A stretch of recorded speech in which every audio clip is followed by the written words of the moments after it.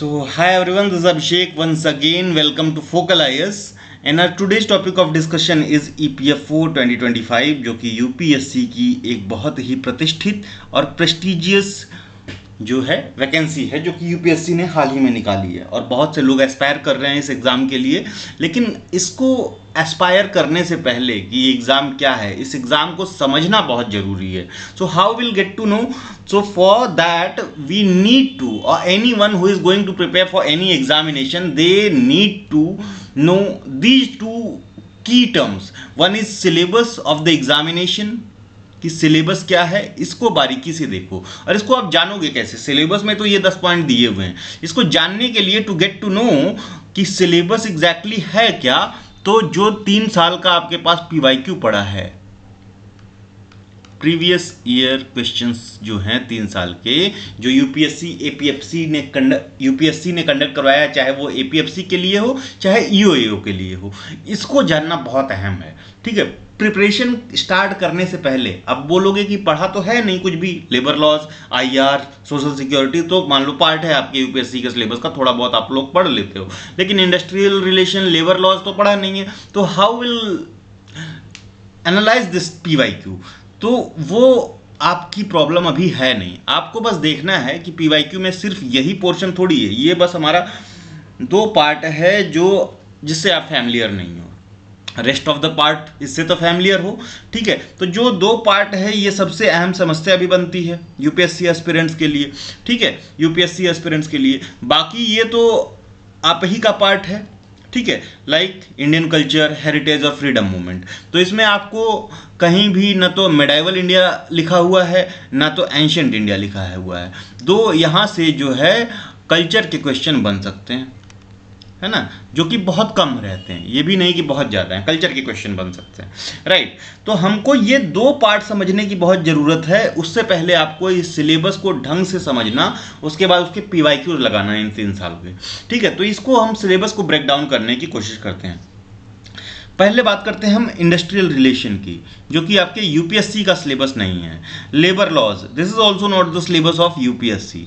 ये 2 पार्ट हो गए जिन पे सबसे ज़्यादा हमारा सरदर्द होता है। ठीक है, labour laws. Social security somewhat आपने पढ़ रखा है।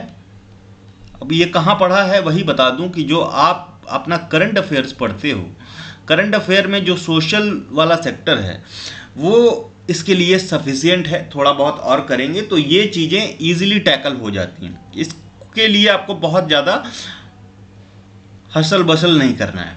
सोशल सिक्योरिटी अब है प्रिंसिपल्स ऑफ अकाउंटिंग, ठीक है, और and auditing and insurance. This part is also worrisome part for general student जितने भी हैं सबके लिए, है ना, not just for UPSC aspirants. तो ये वैकेंसी सिर्फ यूपीएससी एस्पिरेंट्स के लिए नहीं है, ठीक है, सबके लिए। लेकिन यूपीएससी एस्पिरेंट्स को एक एज मिल रही है इसमें। कैसे मिल रही है? तो ये जो जनरल इंग्लिश है आप लोग पढ़ते हो, अगर खासकर इंग्लिश मीडियम वाले स्टूडेंट, ठीक है, बेसिकली ये उसी लेवल का है जो कि आपका सीसेट में रीडिंग कॉम्प्रिहेंशन वगैरह आता है। ये सीसेट लेवल की इंग्लिश आपको देखने को मिलती है, उससे इजी ही है। और इससे हमको 20 प्रश्न मिलेंगे, है ना। अच्छी बात है कि ईओएओ और एपीएफसी का सिलेबस सेम है, इस बार अलग अलग सिलेबस नहीं है, तो एक ही पेपर होने वाला। इंडियन कल्चर हमने पढ़ा हुआ है, हेरिटेज और फ्रीडम मूवमेंट। ठीक है, अभी कुछ क्वेश्चंस भी देखेंगे फ्रीडम मूवमेंट पे कैसे क्वेश्चन आ रहे हैं। डेवलपमेंटल इश्यूज और present trends in Indian economy, present trends, है ना, डेवलपमेंटल इश्यूज और प्रेजेंट ट्रेंड्स। तो क्या आपको पूरी इंडियन इकोनॉमी पढ़नी है? तो आंसर इज नो, है ना, आंसर इज नो। गवर्नेंस और कॉन्स्टिट्यूशन ऑफ इंडिया, तो Laxmikanth is more than suffice for this. General science, basic knowledge of computer application, this portion is also very crucial. Basic knowledge of computer application 7 से 8 question आपको यहाँ से मिल जाते हैं। ठीक है, अब हमको जो है हमारे लिए सबसे बड़ी समस्या ये है, करंट इवेंट ऑफ नेशनल और इंटरनेशनल इंपॉर्टेंस, कोई भी एक magazine plus monthly magazine follow कीजिए, मोर देन सफिशिएंट है। हमारे पास 4 महीने से ज़्यादा है अभी। तो कुछ क्वेश्चन देखते हैं। Who among the following is considered to be the first Indian to go to the jail in performance of duty as journalist. तो मोस्ट ऑफ द कुछ लोगों ने इसमें तिलक मारा था, ईओ का पेपर है, लेकिन आंसर इज सुरेंद्र नाथ बनर्जी। तो ऐसे क्वेश्चन नहीं है कि बहुत टफ क्वेश्चन है, राइट, जो आपके फ्रीडम मूवमेंट के हैं। Who among the following was founder of Arya Mahila Samaj? Obviously Pandita Ramabai, 1880 में बना था। ठीक है, तो ऑर्गेनाइजेशन से आपको क्वेश्चन देखने को मिल रहे हैं।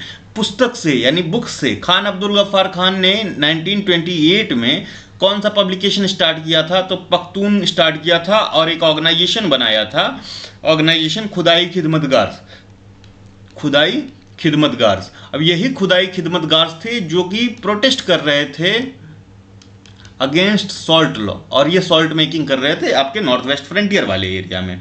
Y did Congress declare 9th of May as Ethiopia day? तो दिस इज समथिंग जो कि एक्सपेक्टेड नहीं था, because Ethiopia was attacked by Italy in early 1936 and their resistance was considered freedom struggle. तो उनके सपोर्ट में इंडिया ने इथोपिया डे 9th को वो किया था। Who set up the Bharat Shri Mahamandal in 1910? ये पहली मीटिंग भी हुई थी, तो ये सरला देवी चौधरानी ने सेटअप किया था। What were the peasant association setup in Kerala in 1930? Easily किया जा सकता है। किसान, आप टर्मिनोलॉजी देखो, किसान जैसा टर्म यूज नहीं होगा साउथ में, कीर्ति जैसा नहीं, किसान अगेन, किसान मोर्चा, किसान सभा, ये सब टर्म नहीं है। तो कृषक संगम, ये काफी ज्यादा एक्यूरेट लग रहा था, और this was the answer also. तो हम क्या कर रहे हैं, अब हम उस पर बात कर रहे हैं।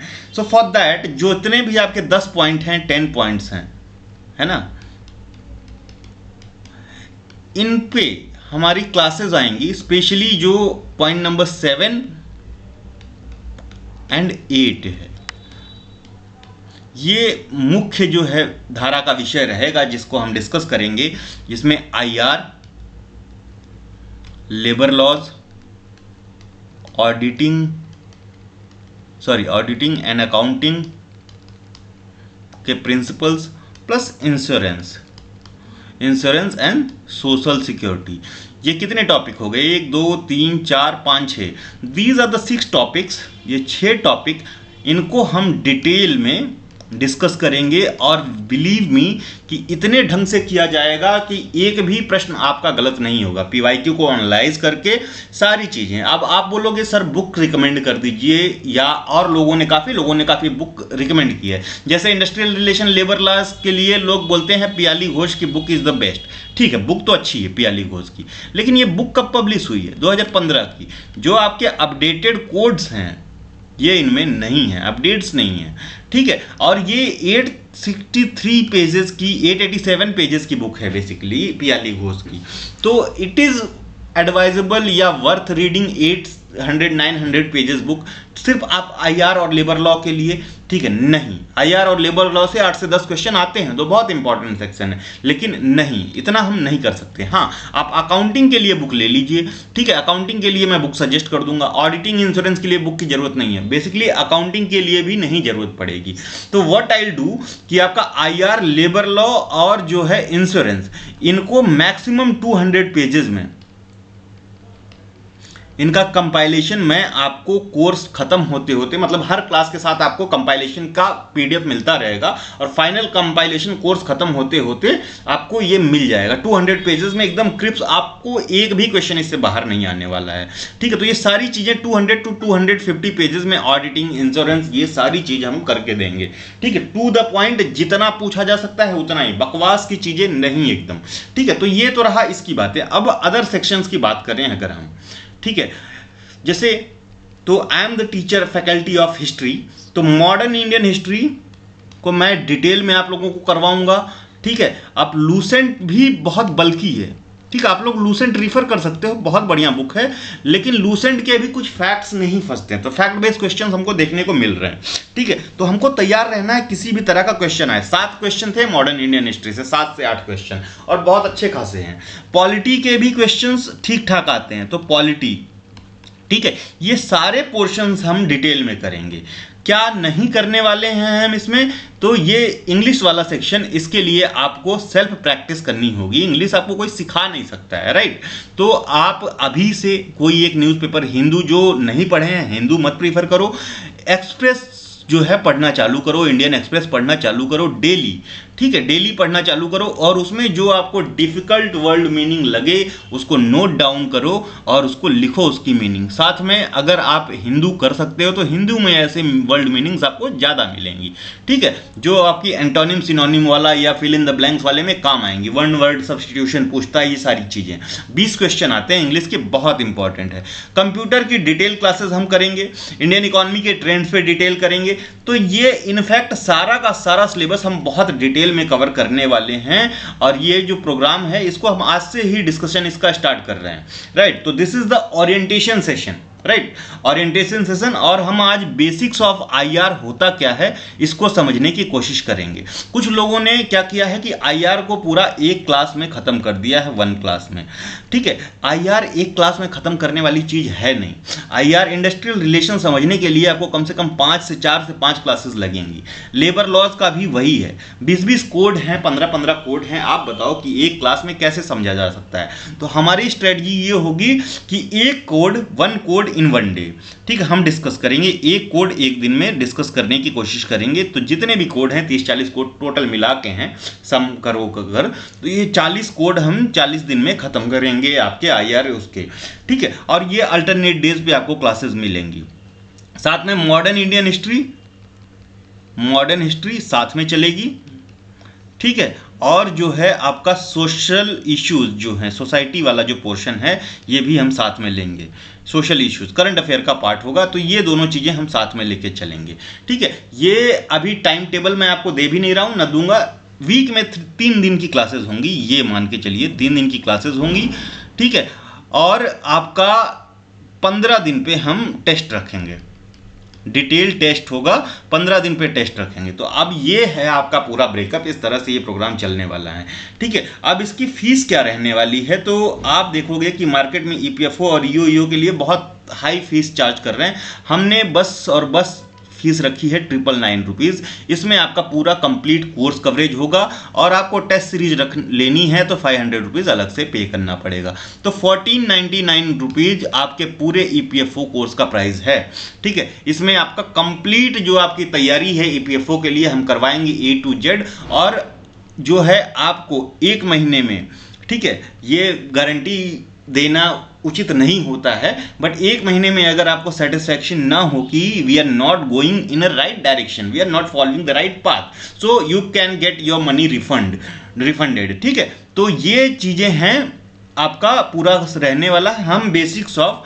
आईआर अभी डिस्कस करेंगे। तो इंडस्ट्रियल रिलेशन है क्या, बहुत से इसके उदाहरण हैं, राइट। इंडस्ट्रियल रिलेशन 2 टर्म मिलता है हमको, ठीक है। One is industry, another is relation. तो इंडस्ट्री में जो रिलेशन है किसके किसके बीच में, वर्कर्स या बोलो तो एम्प्लॉय, और कौन है, एम्प्लॉयर है,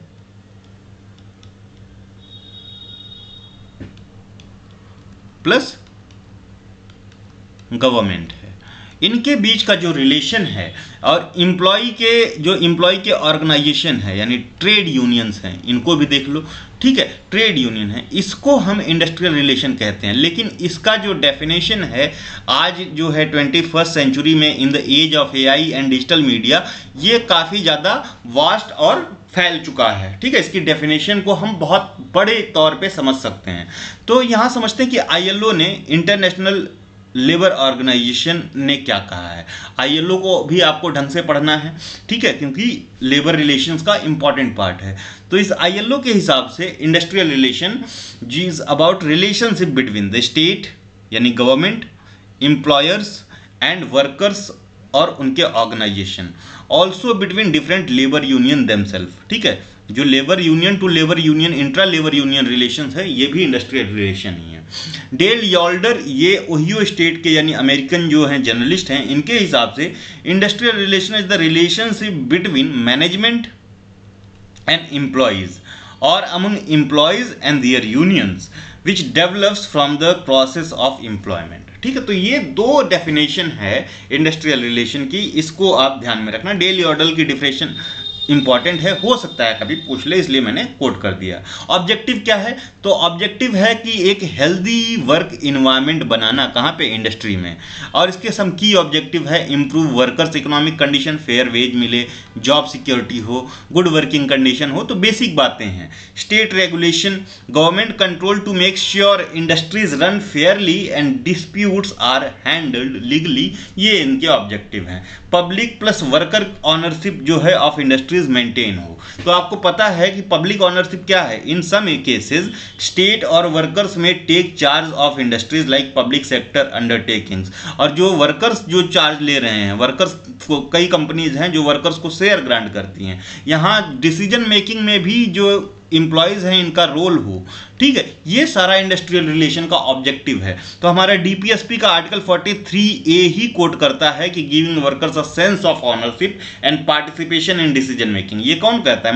मैनेजमेंट में पार्टिसिपेशन के लिए आर्टिकल 43A ऑफ डीपीएसपी ये बात करता है। अब आपको जब इंडस्ट्री और सोशल इश्यूज की बात करें या वर्कर से रिलेटेड, तो डीपीएसपी का आपको जो आपका आर्टिकल 37 to 43 आपको पता होना चाहिए सारे।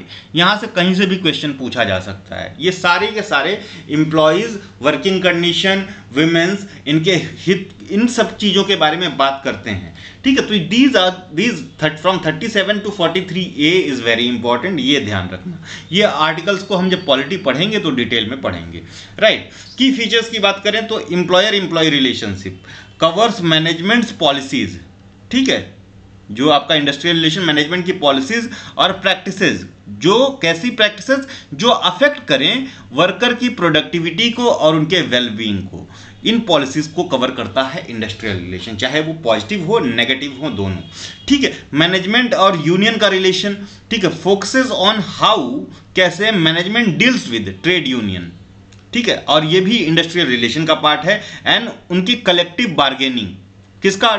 ट्रेड यूनियंस का, ठीक है। It includes collective agreement, settlement of dispute, recognition of unions and managements rights, ठीक है। तो ये बेसिक है, ये थियरी पार्ट है, लेकिन यहाँ से भी एक आध क्वेश्चन कभी ना कभी बन सकता है, हो सकता है कि एक आध क्वेश्चन आ जाए, इसलिए डिस्कस कर रहा हूँ। कल से हम लोग आईआर को डिटेल में पढ़ेंगे, आज बस ये बेसिक की आईआर है क्या, इंडस्ट्रियल पीस एंड प्रोडक्टिविटी जो है, this is also part of industrial relation, obviously समझने वाली बात है। Ultimate goal is to maintain industrial peace, harmony, because peaceful relation lead to higher productivity and national growth, ठीक है। तो this is what industrial relation, ठीक है। तो इंडस्ट्रियल रिलेशन में अब तक जो है क्या की इफर्ट हुए हैं, बिगनिंग से हम बात करें तो एम्प्लॉयर्स और वर्क्समैन डिस्प्यूट एक्ट पास किया गया सबसे पहले 1880 में। ये एक्ट याद रखना, employers and workmen dispute act. तो अभी आप देखोगे ना, जो मॉडर्न इंडियन हिस्ट्री है, मॉडर्न हिस्ट्री है, उसके क्वेश्चन भी थोड़ा सा टिल्टेड थे इसी तरफ, ठीक है। तो हो सकता है मॉडर्न में ये पुराने एक्ट वगैरह पूछ लिया जाए। तो employers and workman dispute act 1880, but it only dealt with किसके साथ? वेज डिस्प्यूट की बात किया, बाकी एम्प्लॉय की वर्किंग कंडीशन, ठीक है, वर्किंग आवर, ये सारी चीज़ों पे किसी की बात नहीं हुआ। Employer and workman dispute act 1880 सिर्फ और सिर्फ क्या बात कर रहा है? सिर्फ और वेज डिस्प्यूट की बात कर रहा है, और किसी एंगल को ये हिट नहीं कर रहा है, ये याद रखना। वर्ल्ड वॉर 1 के बाद अनरेस्ट बढ़ा कंट्री में, वर्कर्स प्रोटेस्ट कर रहे हैं क्योंकि जो है जॉब्स नहीं है, अगर जॉब्स हैं भी तो बहुत डिरेज्ड हालत में है, ठीक है। तो प्रॉपर जो एम्प्लॉयर्स हैं इनके पास भी पैसा नहीं बचा है, तो लॉकआउट जो है इन्होंने डिक्लेयर किया, ठीक है। उसके बाद आप देखोगे कि ट्रेड डिस्प्यूट एक्ट आता है 1929 में, ठीक है, trade dispute act of 1929, this is very important. It created a system for quicker settlement of dispute, ठीक है, लेकिन ये बायस्ड था, और दिस एक्ट मतलब पहली कोशिश तो थी, लेकिन this was not full solution, right. Bombay industrial relation act आया 1938 में, और ये इसने इंट्रोड्यूस किया एक परमानेंट इंडस्ट्रियल कोड कंट्री में पहली बार इन बॉम्बे टू रिजॉल्व डिस्प्यूट्स, ठीक है, बॉम्बे इंडस्ट्रियल रिलेशन एक्ट, ठीक है। मॉडल्स ऑफ इंडस्ट्रियल रिलेशन, तो ये 3 मॉडल हैं, इनको आप ध्यान में रखिएगा। डनलप मॉडल है, IILS मॉडल है, बेसिकली ये ILO का मॉडल है और क्रेग मॉडल है। ठीक है, तो ये मॉडल्स कहते क्या हैं? तो डनलप मॉडल 1958 का है।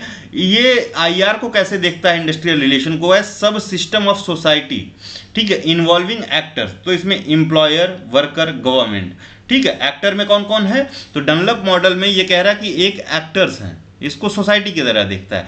तो एक्टर में इसने एम्प्लॉयर, एम्प्लॉई और गवर्नमेंट, तीन को डाल दिया, गवर्नमेंट को डाल दिया।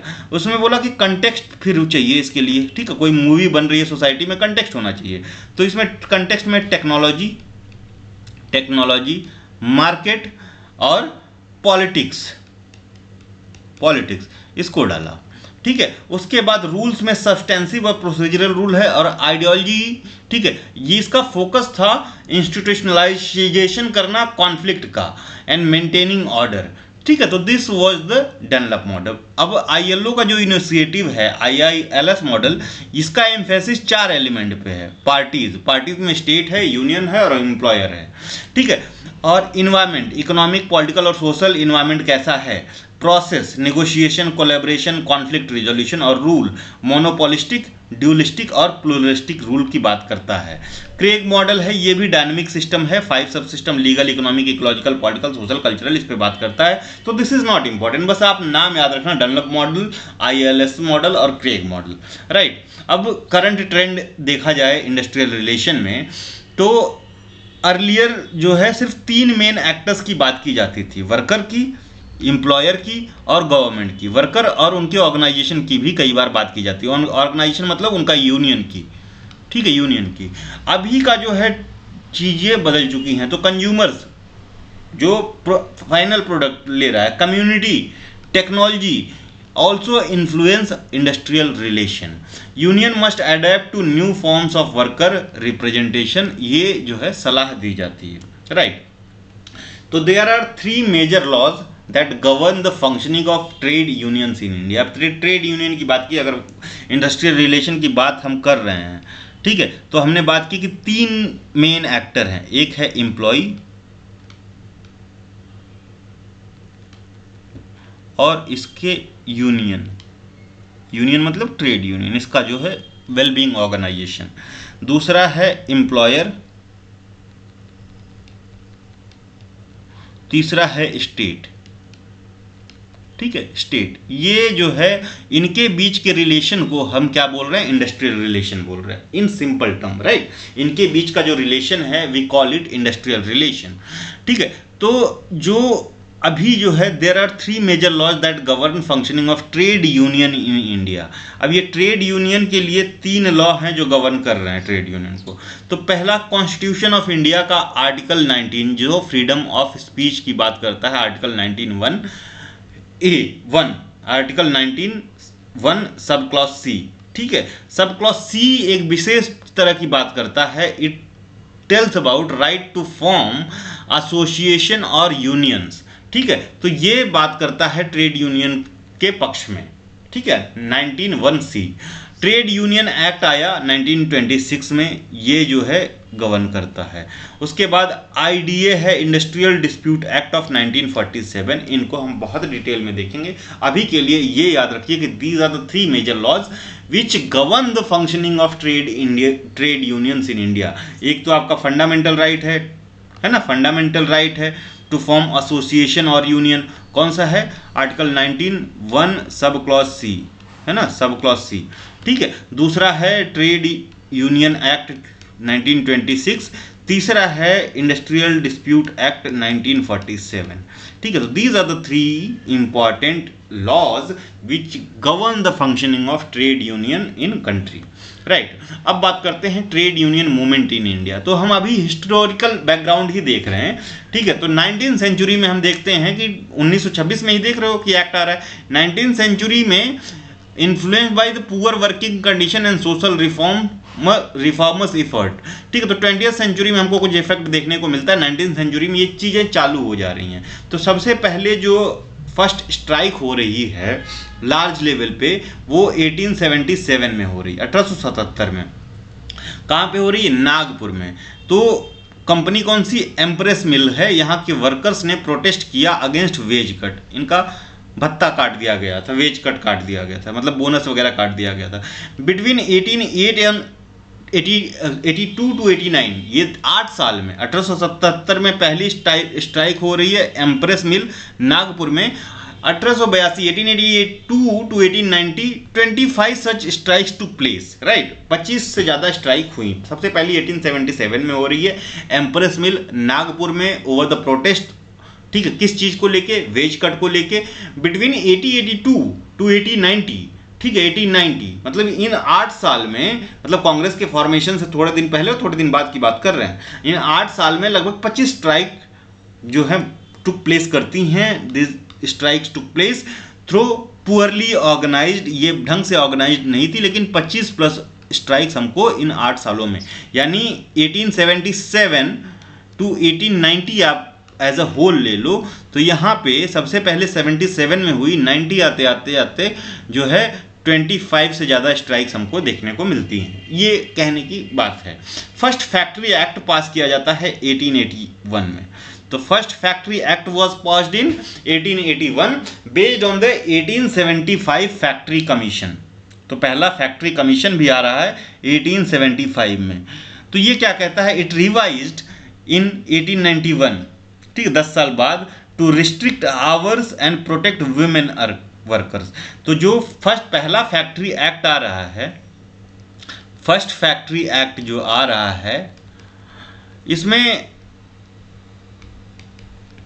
आवर्स ऑफ वर्किंग पे कोई बात नहीं की गई है, इसमें अमेंडमेंट करके, ठीक है, अमेंडमेंट करके 1891 में लगभग 10 साल बाद इसमें वुमेन्स की वर्किंग कंडीशन के ऊपर अमेंडमेंट किया जा रहा है, वुमेन्स की और वर्किंग आवर पे, वर्किंग आवर्स में जो है अमेंडमेंट किया जा रहा है कि हाँ भैया इससे ज़्यादा आप काम नहीं लोगे। अगर इससे ज़्यादा काम ले रहे हो, 12 घंटे की बात की गई यहाँ पे, 12 घंटे से ज़्यादा काम ले रहे हो, तो जितना काम लोगे, जैसे 12 घंटे जो आपने काम कर लिया, इसके बाद का जो काम है इस पर आप डबल पेमेंट देना पड़ेगा, ठीक है, डबल पेमेंट देना पड़ेगा। मतलब 12 घंटे अगर फिर काम कर रहे हो तो 24 घंटे का पेमेंट आपको पे करना पड़ेगा। ये बात हुई 1891 के फर्स्ट फैक्ट्री एक्ट में। फर्स्ट वर्कर ऑर्गेनाइजेशन 1890 में फॉर्म किया जाता है, नारायण लोखंडे ने फॉर्म किया है। और ये बेसिकली ट्रेड यूनियन नहीं था, this was an association, but trade union की तरह से ही काम किया जा रहा है। तो पहला वर्कर का ऑर्गेनाइजेशन 1890 में, 1890 में, first workers organisation in India was formed in 1890 by Narayan Lokhande as Bombay Mill Hands Association. This was an association, not a completely trade union. Basically trade union का ऐसा कुछ कॉन्सेप्ट अभी तक बहुत ढंग से बना नहीं था ना। तो 1890 में इसीलिए नारायण लोखंडे को father of modern trade union in India कहा जाता है, याद रखना, ठीक है। उसके बाद जो सबसे पहले यूनियंस फॉर्म हो रहे हैं ये पोस्टल सर्विसेज में और रेलवे सर्विसेज में हमको देखने को मिल रहे हैं इसी के कुछ दिन बाद, है ना, पोस्टल सर्विसेज में और रेलवे सर्विसेज में। चलिए बात करते हैं तो लेबर यूनियन की। तो पहले हम देख रहे हैं कि लेबर यूनियन कैसे आ रहे हैं। तो हमने ये बॉम्बे मिल हैंड एसोसिएशन 1890 में देखा, उसके बाद हम देख रहे हैं 1918 पे सीधे आ रहे हैं। 1918 में मद्रास लेबर यूनियन फॉर्म हो रहा है, one of the earliest organised union है इंडिया का, Madras labour union. This fought for better recess time, जो बीच में खाना खाने का टाइम मिलता है दोपहर में, एंड वेलफेयर फैसिलिटीज़ की बात करता है, ठीक है। दिस इंपॉर्टेंट, इसमें किसने फॉर्म किया क्या है that is not important. 1898 is the date, that is the key. Textile labour association was formed in 1920, this becomes very important, ठीक है। 1920 में टेक्सटाइल लेबर ऑर्गेनाइजेशन फॉर्म किया जा रहा है। कहाँ फॉर्म किया जा रहा है? This was formed in Ahmedabad by whom, Anusuiya Ben Sarabhai के द्वारा ये फॉर्म किया जाता है। इसमें गांधी का भी सपोर्ट मिलता है। गांधी कहते हैं कि this organisation is a pitch for me, ठीक है, जहाँ से मैं जो लेबर्स की समस्याओं को देख सकता हूं, क्योंकि इतने लोग एक साथ कभी नहीं मिलेंगे। तो Gandhi says this organisation is pitch for me, textile labour association 1920 in Ahmedabad by Anusuyya Ben Sarabhai.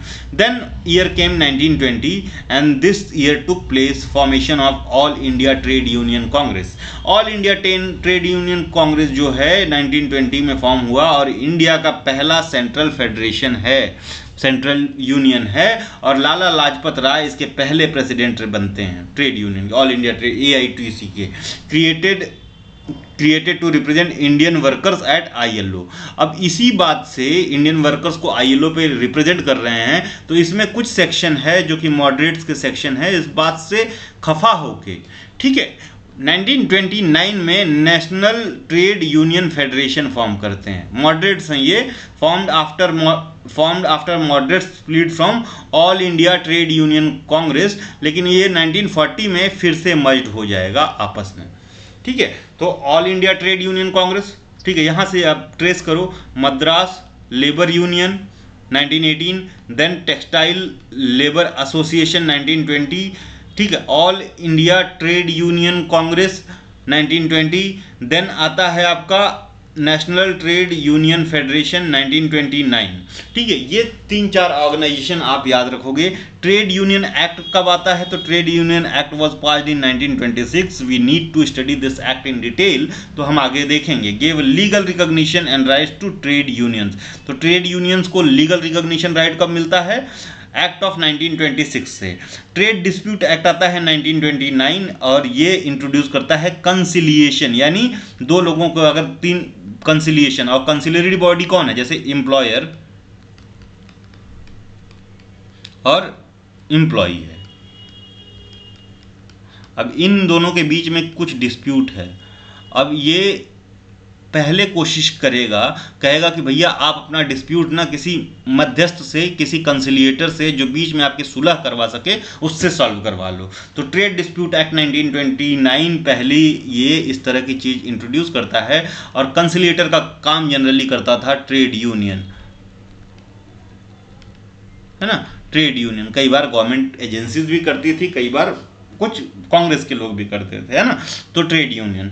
Now Bombay industrial dispute act 1938, ये क्या किया इसने? मेड यूनियन रिकॉग्निशन कंपलसरी, ठीक है. जो ट्रेड यूनियन का रिकॉग्निशन जो है इसको कंपलसरी कर दिया बॉम्बे इंडस्ट्रियल डिस्प्यूट एक्ट ने, और सेट अप इंडस्ट्रियल कोड, पहला इंडस्ट्रियल कोड जो है यहाँ पे सेट किया जाता है. वर्ल्ड वॉर 2 का इरा है 1939 to 46. राइजिंग प्राइजेस हैं, रिट्रेंचमेंट है. रिट्रेंचमेंट क्या होता है? छटनी जिसको बोलते हैं. Nationalist struggle spurred unrest. Union membership grew from 6067 to 1087, है ना. 1939 में 667 था, 1087 हो गया है, जो 1946 में all India trade union congress की मेंबरशिप की बात हो रही है. Industrial employment standing order act 1946, standardised work condition of industrial labours, ठीक है. फिर आप देखोगे कि पोस्ट 1947 में फर्दर पॉलिटिकल जो है ट्रेड यूनियन निकल के आया. जैसे कांग्रेस का Indian national trade union Congress हो गया, ठीक है.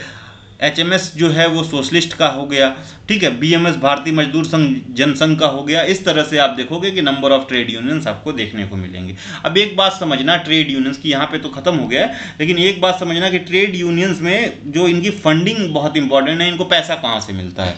तो 2 तरह की फंडिंग है. पहले आप समझिए कि एक जनरल फंडिंग है ट्रेड यूनियन में, ये बेसिक बात है, पूछा जाता है, और एक पॉलिटिकल फंडिंग होती है, ठीक है. तो जनरल फंडिंग और पॉलिटिकल फंडिंग ये कौन देता है ट्रेड यूनियन को? तो जो ट्रेड यूनियन के मेंबर्स हैं. मेंबर्स कौन हैं? जो कंपनी के एम्प्लॉयज़ हैं, वर्कर्स हैं. अब ये मेंबर्स जो हैं ये बेसिकली सब्सक्राइब करते हैं इसको, है ना, कि हम जनरल फंडिंग के लिए फॉर्म भरते हैं, एक पॉलिटिकल फंडिंग के लिए फॉर्म भरते हैं, ताकि ये पैसा जो है इनकी फंक्शनिंग अच्छे से हो, और ये पैसा इनके सैलरी से कट सकता है, ठीक है. जो 2019 का एक्ट है, जो 2019 वाला अमेंडमेंट है, इससे पहले ये पॉलिटिकल फंडिंग जो है मैंडेटरी थी, अब इसको जो है वॉलंटरी कर दिया गया है, ठीक है.